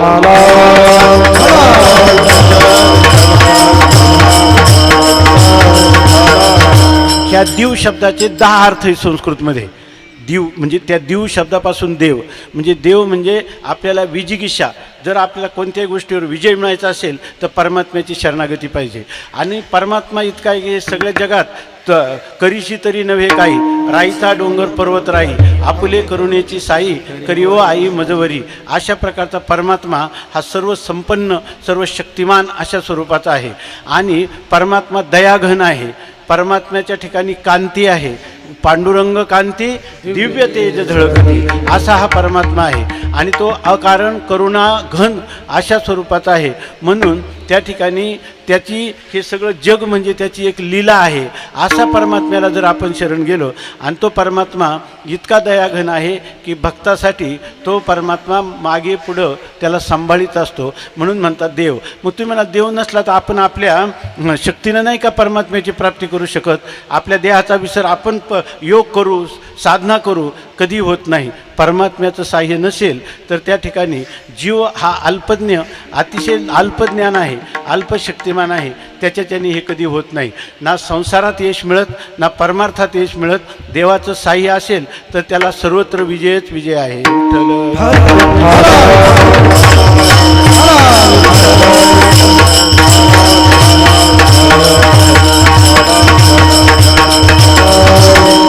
स्वामी महाराजांचे गुरुबंधू होते. ते दोघंही एकत्र अभ्यास करत होते. अतिशय घरचे श्रीमंत होते आणि अतिशय दिसायला सुंदर होते, बुद्धिमान होते. आणि एकदा त्यांचं काहीतरी चुकलं, गुरुजींनी त्यांना एक चापट मारली आणि रागावले. तर त्यांनी त्या दिवशी जेवण केलं नाही. आणि दुसऱ्या दिवशी गुरुजींना कळलं. मग ते म्हणे अरे तू जेवला नाही मदन, तू जेवण कर, मी तुला रागावलं त्याचं तू कशाला एवढं धरलं? ते म्हणे आता नाही, मी या आश्रमामध्ये राहणार नाही. तुम्ही मला काय समजलं? मी श्रीमंताचा मुलगा आहे आणि तुम्ही मला हिनवता काय, मला मारता काय? आता मला इथं राहायचं नाही. ते म्हणे माझं चुकलं. गुरुजी म्हटले राहा. ते म्हणे इथं राहणार नाही, इथंच काय तुम्ही मला शिकवणार आहे? मी काशीला जाईल, लात मारील, तिथं पाणी काढेल, असं त्यांनी सांगितलं. गेला तो काशीला, अखेर थांबला नाही. नंतर काही दिवसांनी तो काशीमध्ये इतका विद्वान होता की पूर्वीच्या काळात, स्वातंत्र्यपूर्व काळामध्ये ज्ञानवापीमध्ये ज्या चर्चा होत त्याच्या काही वेदांताचे निर्णय त्यांच्यावर सोपवत असेल, इतके विद्वान होते. पुढं त्यांना जलोदर नावाचा व्याधी झाला, लिव्हरमध्ये पाणी झालं. आणि ते पाणी इतकं झालं की काढलं की दुसऱ्या दिवशी लिटर 1.5 लिटर पाणी निघायचं. मग त्यांना धाप लागायची. त्यामुळं त्यांना असं वाटायला लागलं की आपण याच्यातून टिकत नाही. तेव्हा स्वामी त्यांचे गुरुबंधू, प्रेम होतं दोघांचं. त्यांनी स्वामींना सांगितलं की तुम्ही ताबडतोब काशीला या, मला वाटतं की मी आता टिकणार नाही, माझी इच्छा आहे तुमची भेट घ्यायची. मग स्वामी महाराज लगेच काशीला गेले, त्याला भेटले. तो खूप रडला वगैरे. त्यांनी सांगितलं काही नाही, आजार बरा होईल. त्यांनी सांगितलं हा आजार बरा होण्यासारखा नाही, मला डॉक्टरांनीच सांगितलेलं आहे. नाही म्हणे काही देवाच्या कृपेने होईल, नाही बरा होणार नाही. बरं म्हणे असू दे, जाऊ दे, प्रारब्धाचा भोग आहे, आता भोगायचं, देवाचं चिंतन करायचं. तरी त्याला सांगितलं की शांत व्हायचा, परत रडायला लागायचा. असे 2-3 दिवस गेले. आणि नंतर तो म्हणायला लागला स्वामी मला सगळ्यात जास्त दुःख याचं आहे का ते पाणी काढलं का पुन्हा होतं म्हणे, ते मला सर्वात दुःख आहे. अरे ते म्हणे तू गुरुजींना म्हटलं होता लात मारील तिथं पाणी काढील, आता तुझ्या पोटातलं पाणी नाही का काढता येत? विठ्ठल.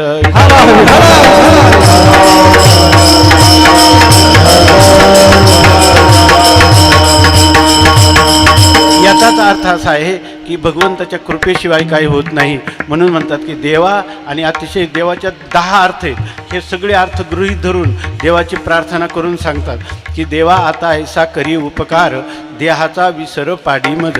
तर त्यांनी सांगितलं दुसरं काही माग, याच्याशिवाय दुसरं काही पाहिजे का? तर ते तुकाराम महाराज दुसऱ्या चरणात सांगतात, मला दुसरं काही तरीचा हा जीव तरीचा जीव सुख पावे माझा सुख पावे माझा तरीचा हा जीव तरीचा हा जीव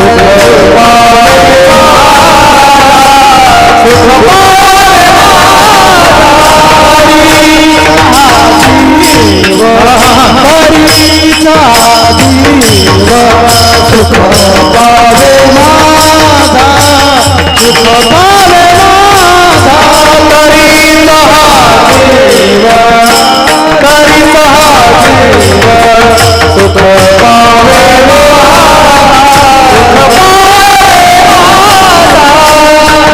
सुख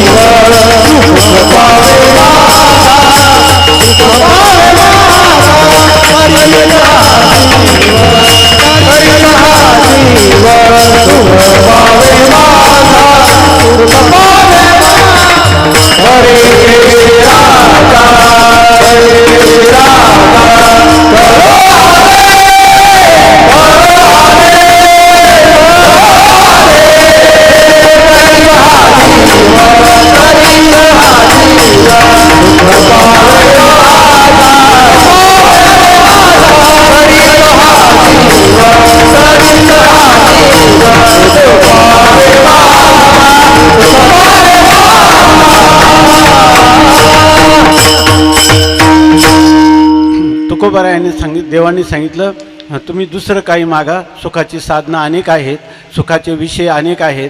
त्यांनी सांगितलं तरीच, म्हणजे हे मिळालं तरच. देहाचा विसर पडला आणि म्हणजे देहाचा विसर कशाने? झोपेतही देहाचा विसर आहे, तसा नको. मला आत्मज्ञान दे. आणि मग आत्मज्ञानाने जर खरा विसर पडला तर ते ज्ञान, जसं आपण म्हणतो ना, न्हावी उठला आणि खुंट फुटला, तसं हे अज्ञान ठेवलं आणि बाकीची किती साधनं केली तर पुन्हा दुःख येतच राहतं. कायम दुःखाचं निर्मूलन करायचं झालं तर त्या मनुष्याला मी ब्रह्म आहे, मी आत्मा आहे, मी देह नाहीच, मी आत्मा आहेच, अशा प्रकारचा निसंशय असा बोध झाला पाहिजे. आणि त्यासाठी असा झाला तरच माझ्या जीवाला खरा आराम मिळेल, विश्रांती मिळेल.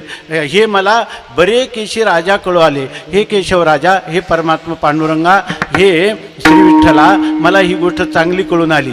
त्यामुळं मला दुसरं काहीच नको. मला एक प्रकाराने तुझ्या स्वरूपाशी माझं ऐक्य करून टाक, असं सांगण्याचा भाव आहे. आणि तरीचा हा जीव सुख पावे माझा, हे बरे केशी राजा कळू आले. हे बरे म्हणजे चांगल्या रीतीनं मला कळलेलं आहे. मग तुकोबार आहे, तुमचं म्हणणं काय आहे? तर म्हणणं तिसऱ्या चरणात भावदेही चित्ता राखे पाया पाशे भावदेही चित्ता राखे पाया पाशे भावदेही चित्ता राखे पाया पाशे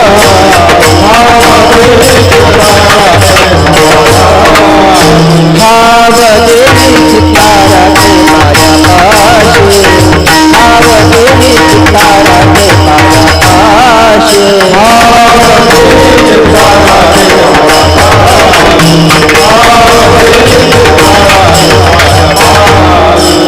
सकल वृत्तिशी अखंडित सकल वृत्तिशी अखंडित तरीच हा जीव सुख पावे माझा तरीच हा जीव सुख पावे माझा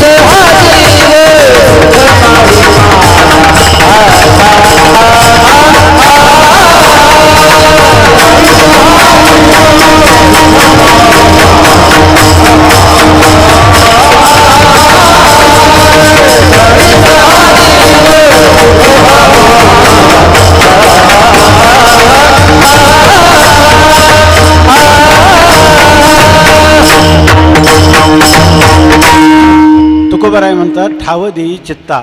माझं जे चित्त आहे चिंतन करणारी, जे अंतकरणाची वृत्ती आहे ती तुझ्या पायाजवळ ठेव. ठाव देई चित्ता राखे पायापाशी.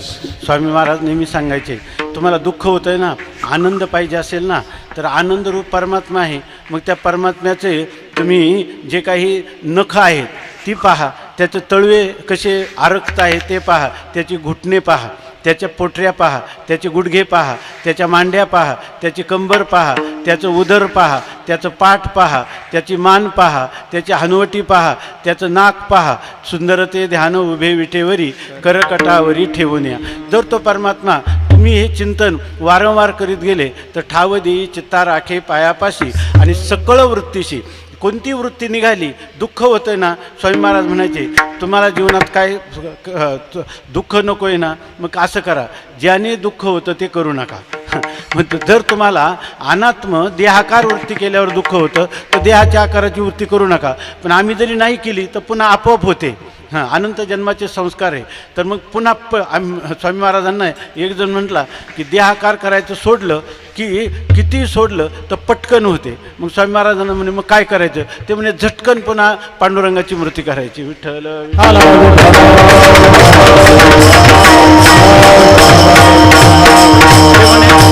परत किती झटकन केली ना पुन्हा पटकन देहावरच वृत्ती, देहाकारच वृत्ती होते. ते म्हणे पुन्हा पटकन करायची. विठ्ठल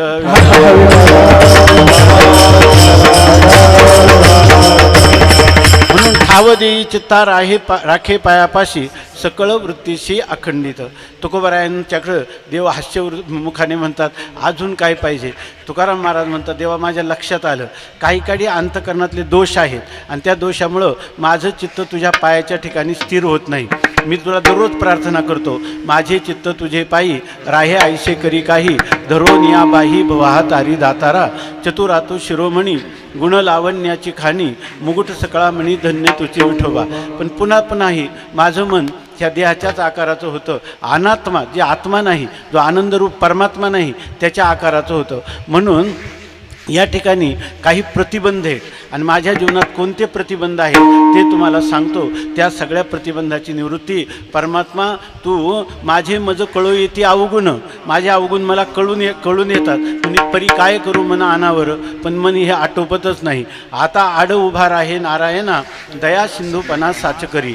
तू खरा दया सिंधू आहेत, तर तू ताबडतोब माझ्यासाठी धावून ये आणि माझ्या अंतकरणातले असणारे कोणते दोष घालव याविषयी अभंगाच्या चतुर्थ चरणात सांगतात.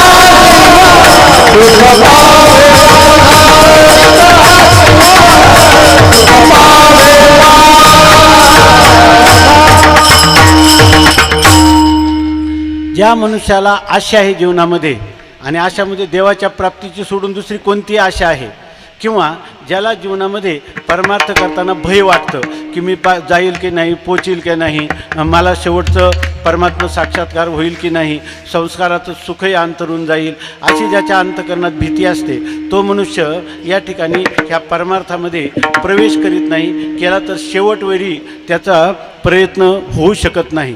म्हणून त्याच्या ठिकाणी आशा नसली पाहिजे, भय नसलं पाहिजे. आणि जो मनुष्य चिंताखोर आहे, म्हणजे कायम चिंता करणं हा त्याचा स्वभावच झालेला आहे. सुभाषितकार सांगतात, चित्ता जी आहे ना मनुष्याला आयुष्यात एकदा जाळते, परंतु चिंता माणसाला पावलोपावली जाळते आणि ही चिंता ज्याच्याजवळ आहे तो हे परमार्थ साधन करू शकत नाही. म्हणून आस भय चिंता, नंतर ज्याला परमार्थ करताना काहीतरी लाज वाटते, अहो टाळ घ्यायचं आणि नाचत सुटायचं, ह्याच्यामध्ये गाये नाचे उडे आपल्या छंदे, आणि असं कसं चालेल. हे गुरुदेव रानडे होते आणि त्यांना हे नाचणं आणि गाणं आवडत नव्हतं. जेव्हा माऊलीची पालखी चालली त्यावेळेला त्यांनी नातवंडांना सुद्धा आतमध्ये बोलवलं. ते म्हणजे हे संस्कार लागतील, पाहू नका. तर तिथून असं सांगतात की गुरुवर्य वंदनीय प्रातस्मरणीय वैकुंठवासी मामा भजन करीत नाचत चालले होते आणि ते मुलं पाहत होते. ते मुलं काही येईनात म्हणून हे रागावून त्यांना ओढवून आणायला गेले. त्यांनी पाहिलं मामा त्या ठिकाणी विणा घेऊन भजन करीत आहेत आणि तेच तिथं नाचायला लागले. कारण आयुष्यभर ज्याची लज्जा होती, मामांसारखे थोर पुरुष पाहिल्यावर ते लज्जा त्यांची निघून गेली. म्हणून परमार्थामध्ये लाज, ज्या निषिद्ध गोष्टी करायला सांगितल्या करू नका म्हणून त्याची लाज वाटली पाहिजे. ज्या करा म्हणून सांगितल्या त्याच्यात ईश्वर आपल्याला सहाय्य होणार आहे, लोकांचा काही त्याच्याशी संबंध नाही. तसंच आपल्या ठिकाणी काम नसावा. काम म्हणजे इदम मे शात इतिच्छा कामशब्दिता, मला हे असावं, मला ते असावं, मला अजून असावं, कायम असावं, अशा ज्या अनेक प्रकारच्या इच्छा आहेत त्या इच्छेचा मनुष्य त्याग करायला समर्थ झाला पाहिजे. त्याला म्हणतात काम. हे काय आस भय चिंता लज्जा काम आणि क्रोध. बरं आपल्याला काय आहे की आपल्या इच्छिलेली वस्तू प्राप्त झाली का माणसाला अधिक मिळावा असा लोभ होतो, आणि जर मिळाली नाही का अंतःकरण काय होतं, त्या ठिकाणी जळाऊ होतं, म्हणजे क्रोध येतो, द्वेष निर्माण होतो. म्हणून या ठिकाणी हे सगळे दोष आपण परीक्षण केले पाहिजे. लोकांचे परीक्षण करायचे नाही, आपल्याकडं बोट करायचं. आपली आशा किती कमी झाली, भय किती कमी झालं, चिंता किती, लज्जा, काम, क्रोध, हे सर्व आपल्याकडं जर आपण बोट करून पाहिलं तर तोडावा संबंध यांचा माझा. आणि आपल्याच्याने होत नसेल तर भगवंताची प्रार्थना करावी. आणि 5व्या चरणात सांगतात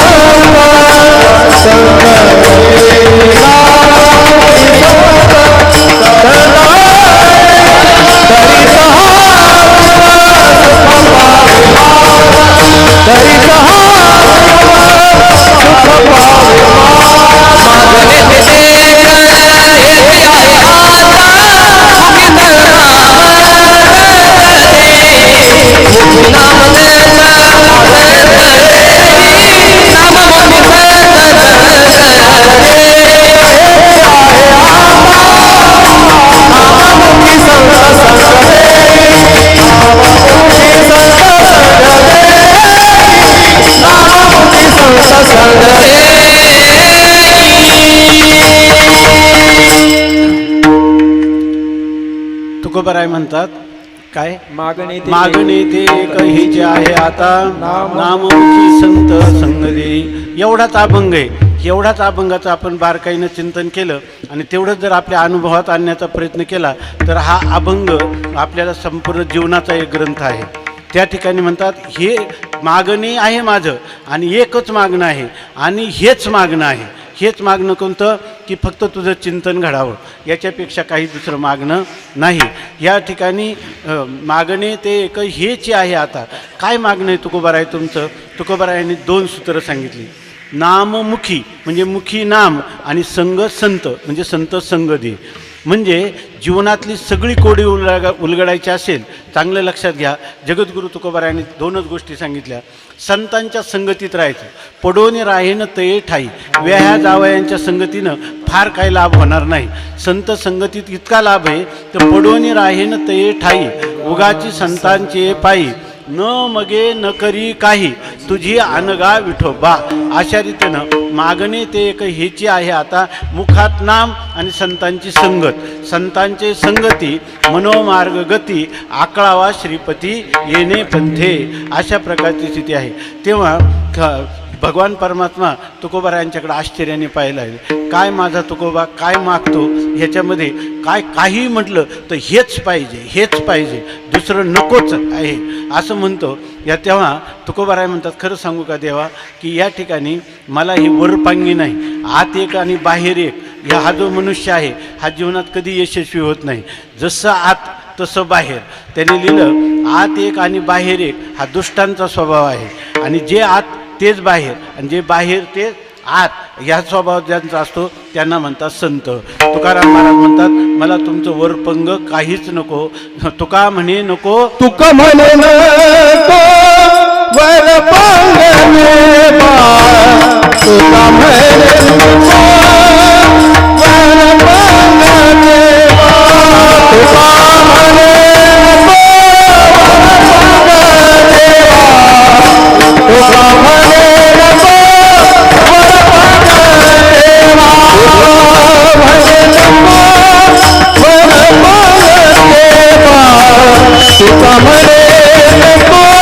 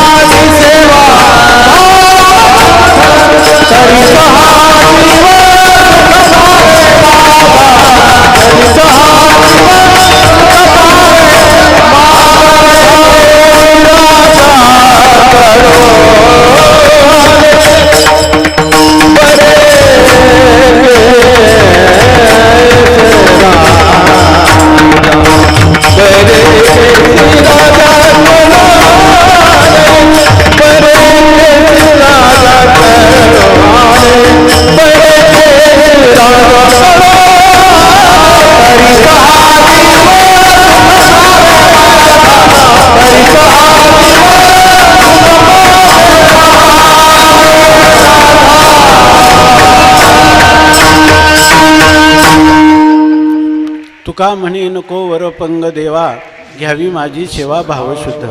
तेव्हा मला वरपांगी काहीच देऊ नको. जसं आत तसंच बाहेर आणि जसं बाहेर तसंच आत. अशा प्रकारचं मला तू देणगी दे. आणि तुका म्हणे नको वरपंग देवा आणि घेई माझी सेवा भावशुद्ध, किंवा घ्यावी माझी सेवा भावशुद्ध. शुद्ध भावनेने मी जी करतो ती सेवेचा तू अंगीकार कर. आणि असं केलं तरीच हा जीव सुख पावे माझा, तरच माझ्या जीवाला समाधान शांती सुख लाभेल. आणि ही गोष्ट मी उगीच बोलतो असं नाही. बरेकेशे राजा कळू आले. मला मनापासून अनेक ठेचा खाऊन अनेक प्रकाराने विचार करून अनेक अनुभव घेऊन मला ही गोष्ट ध्यानात आलेली आहे.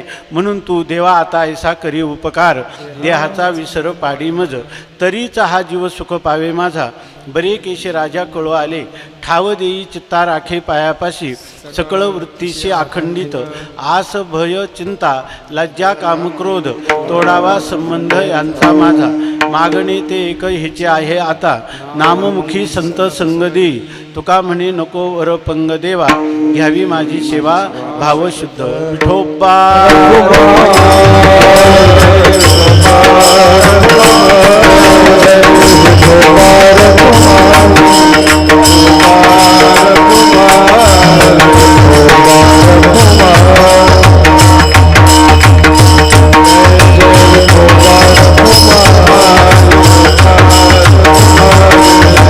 Bye.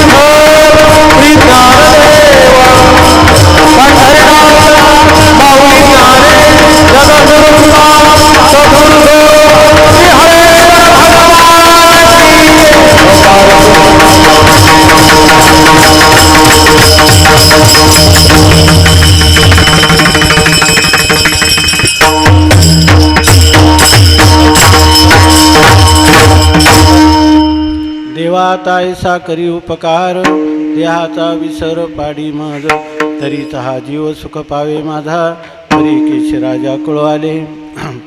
साधारणपणे या ठिकाणी हरेश्वर महाराजांच्या कृपाछत्राखाली बसून आपण एक ठिकाणी मी जरी उभा राहिलेलो असलो तरी आम्ही काही कीर्तनकार, प्रवचन, व्याख्यान, गायन कुठल्याच प्रकारचं योग्यता नाही. परंतु या ठिकाणी ज्यांनी आम्हाला बालपणी उदाहरणार्थ हरिभक्तपरायण प्रातस्मरणीय उंडे गुरुजी त्यांचं जीवनचरित्र किंवा त्यांचं जीवन पाहत असताना जे काही एक आदर्श वाटले त्याचंच एक अनुसरण करायचा त्यांच्याच आशीर्वादाने या ठिकाणी थोडंसं बोलता येतं. आपल्या आशीर्वादाने आम्हाला आळंदीला राहायला मिळतं. संतांचा शास्त्राचा थोडा संबंध येतो. कोणी इतिहासाचा अभ्यास करतात, गणिताचा करतात, इंजिनिअरिंगचा करतात, त्याप्रमाणे हा थोडासा अभ्यास होतो. त्यामुळे ह्या गोष्टी आम्हाला बोलता येतात. परंतु ह्या गोष्टी जरी आम्ही बोलत असलो तरी ह्या आमच्या ओठात असतात, त्या आमच्या पोटात असतील असं नाही. मग तुम्ही कशासाठी सांगता? तर या ठिकाणी खऱ्या अर्थाने आम्ही कीर्तनकार, उपदेशक म्हणून या ठिकाणी नाही, तर या ठिकाणी मातृपितृतुल्य असणारे हे जे काही सज्जन आणि साध्वी ह्या गावामध्ये असणारे की ज्यांचा आमच्यावर अधिकार आहे, आमचा ज्यांच्यावर अधिकार आहे, त्यांच्या अधिकाराने आम्हाला काय आशीर्वाद घेता यावे आणि ह्या ओठातले शब्द पोटात जावे अशा प्रकारची भिक्षा त्यांच्या पायाजवळ मागता यावी म्हणून या ठिकाणी ही कीर्तनरूपी सेवा करायची एवढा त्याचा अधिकार आहे. नाहीतर खरी वस्तुस्थिती आहे, कधी कधी आमचे हे मित्र म्हणतात की आज तुमचा स्वर लागला होता. मी म्हणलं लागला होता तर मी पकडून ठेवला असता, लागला हेच कळलं नाही तो सुटला तरी कसं कळायचं आहे की नाही. असं असला तर हे मृदुंगमणी म्हणजे ही रत्न आहेत ह्या गायन वादकामध्ये किंवा हे गान कोकिळ आहेत. परंतु त्या ठिकाणी कावळ्याची कावकूसुद्धा आपल्याला येत नाही. परंतु एक सर्वांचं प्रेम, सर्वांचे एक आज्ञा म्हणून त्याचं पालन करायचं एवढाच अधिकार आहे. फक्त स्वामी महाराज म्हणायचे कीर्तनात काही कर, फक्त लोकांना शिव्या देऊ नको. विठ्ठल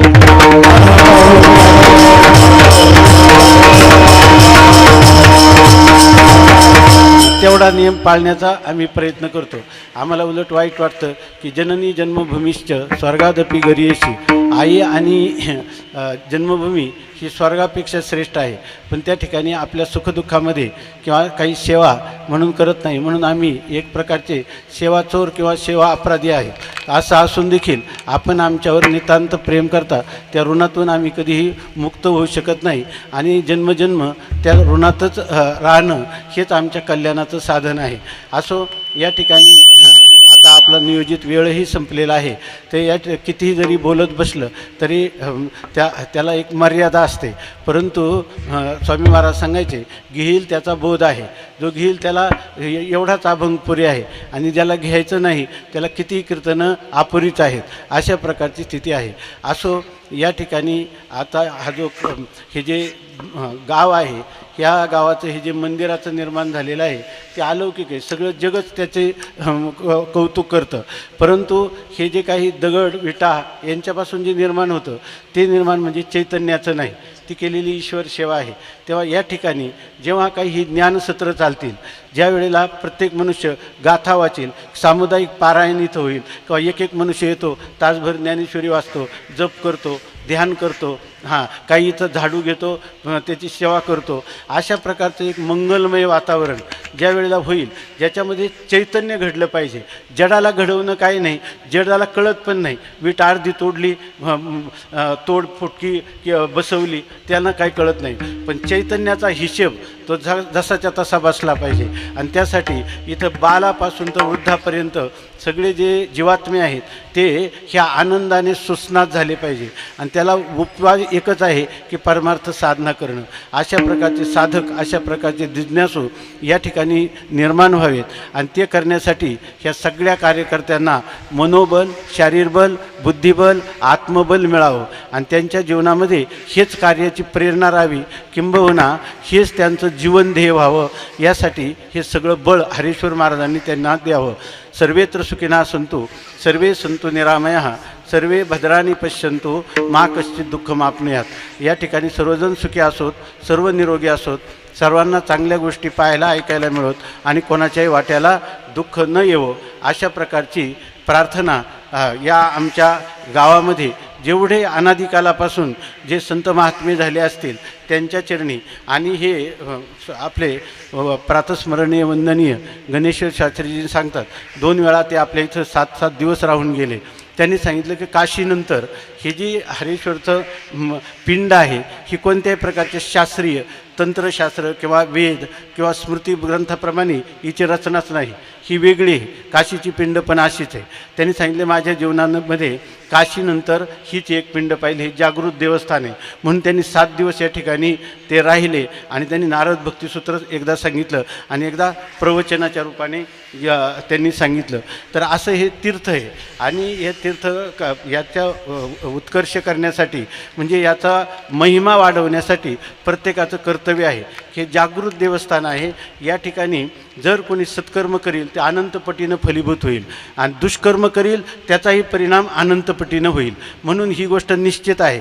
म्हणून सत्कर्माकडे आपली सर्वांची प्रवृत्ती होणं, आपल्या सदाचार, सद्भावना आणि सद्विचार याच्या प्रत्येकाच्या करविल्याला जन्माला आलेल्या प्रत्येक मनुष्याच्या अंतःकरणात हे स्फुरण हरीश्वर महाराजांनी द्यावं आणि त्या स्फुरणाला प्रेरणादायी ठरणारे हे जे कोणी कार्यकर्ते आहेत त्यांचंही जीवन तशाच प्रकाराने त्यांच्या ठिकाणी ही प्रेरणा उत्तरोत्तर उत्कर्षाला लागावी अशीच हरीश्वर महाराजांच्या सत्तेतून माऊलींच्या सत्तेतून प्रार्थना करीत आहे.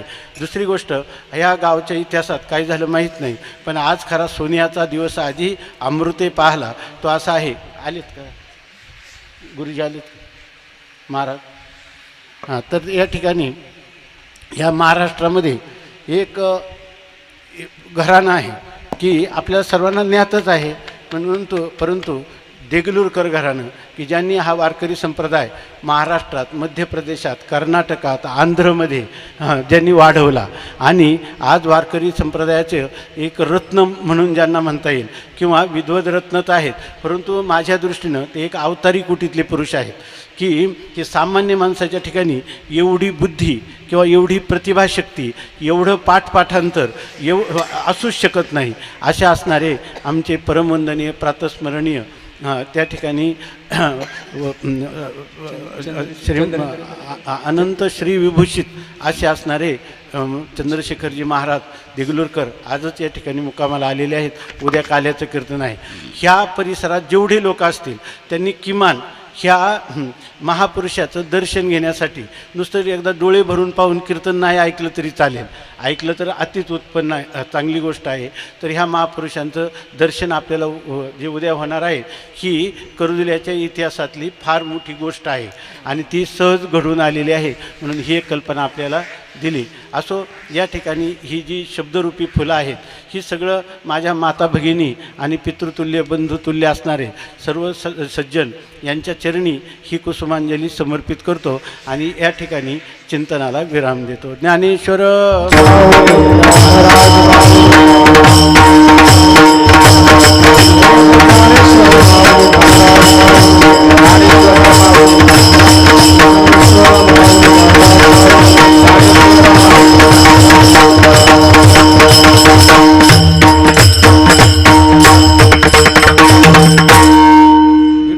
विठ्ठल जय जय